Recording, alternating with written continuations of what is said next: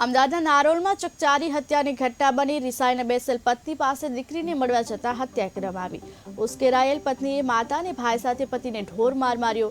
પતિ સ્વપ્નિલ મેઘવાનું મોત નીપજ્યું છે। પોલીસ સ્ટેશનમાં ફરિયાદ નોંધાતા પત્નીની ધરપકડ કરી ઢોર માર મારી હત્યાને અંજામ આપનાર આરોપીની ધરપકડ કરી છે।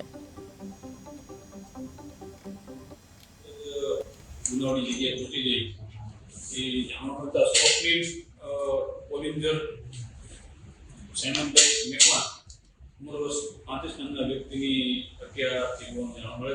તેથી તુરંત જ એ બાબતે ઇન્વેસ્ટિગેશન ભરી મરણની લાશને પોસ્ટમોર્ટમ માટે મોકલી આપવામાં આવે।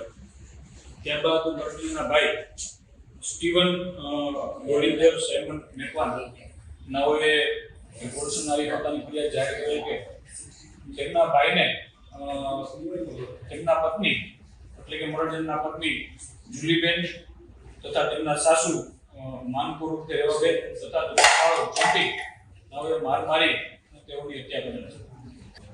મૃતક અને તેના પત્ની વચ્ચે છેલ્લા 3 વર્ષથી મતભેદો ચાલતા હતા, જેના કારણે જે વડોદરાની દીકરી છે તે કામની આરોપી એટલે કે એમની પત્ની સાથે રહેતી હતી।